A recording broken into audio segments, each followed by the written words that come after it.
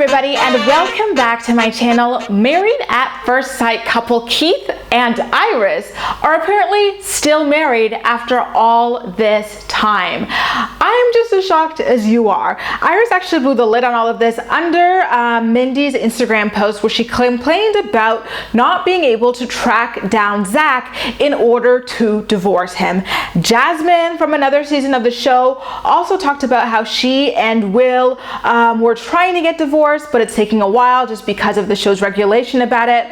Apparently, contestants from the show are not allowed to file for divorce until after the season has completed airing in its entirety, which makes sense because there are a lot of internet sleuths out there who would otherwise go look them up online in court records to find that they have been divorced. So, of course, the show wants to minimize spoilers by not allowing their contestants to file for divorce ahead of airing.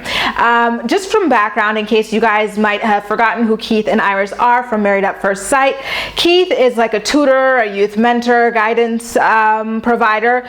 So he was quite like a spiritual person. Like, he believed a lot in like religion, spirituality, laws. His role models for marriage were his parents, who have their marriage kind of centered around faith as well. Iris is also quite religious. In fact, she decided to remain a virgin until marriage for religious purposes. She works as a not-for-profit program facilitator. She works with kids. The two of them actually do, and they both kind of were paired together based on those two criteria. You know, the importance of religion, spirituality in their lives, and the importance of children as well. So on paper, they would have been an amazing couple, but everything kind of blew up in their face when they actually did end up getting married, for the most part due to Iris's immaturity.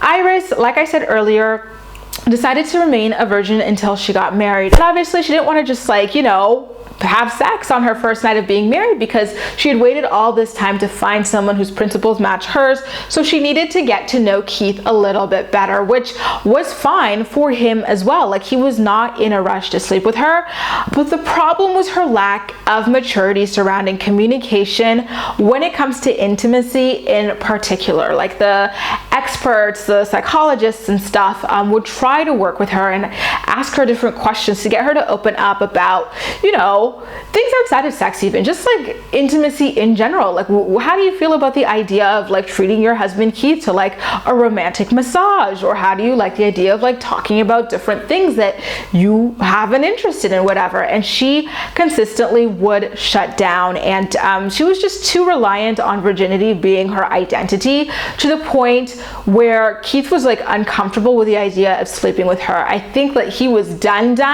on the massage episode. Like, she was supposed to like just give him a basic massage. Like, it's not that hard, you know? And she couldn't do it. She's like, oh, this is too awkward. I'm on TV. Like, I can't do it. Like, I'll do this to like massage. And he's like, come on, like, you have to put effort into the exercise. We signed up to venture into marriage on television. You knew this was going to be televised, and like, you know, a relationship is already so freaking intimate. So the fact that you would sign up to allow yours to be critiqued and exposed to the world already like signifies a certain level of comfort with cameras, or like a certain level of knowing what reality television shows look like. So you should have thought about the possibility of having to talk about really personal things and being really vulnerable, but she just refused to do it. And after that, he had enough of her, and come decision day, he decided to divorce her while she wanted to stay married. And so on that day, Iris became a divorced virgin, which to me is just such a fascinating place to be in your life, because typically, you know, you wait until marriage if you want to or whatever, then you sleep with your husband, and then sure, maybe you get divorced down the line. But like, she never even made it that far because she refused to allow herself to open up and be vulnerable with Keith, allow herself to communicate or detach herself from her virginity. It was just too much. She was a lot. So anyway, Mindy posted a photograph of her and Zach at their wedding on Instagram a couple of days ago with a caption that reads, and I quote, "Hey, at the casual athlete, will you divorce me? Yes? No? Kissy emoji, circle 1. Hashtag this girl wants a divorce. Hashtag check your texts. Hashtag cricket." And so in the comment section, Iris has since deleted it because I haven't been able to find it, but thanks to soapdirt.com, we've got it. She said, Lordy, girl, I'm still in the middle of my divorce too. Someone asked whether or not Keith had been responsive to her, and she says that he was. It's just a very long process, and you know, she's not sure if it's like the paperwork stuff that's taking so long or what it is, but hopefully it will be over soon. Guys, are you surprised by how long it takes for these stars of the show to get divorced?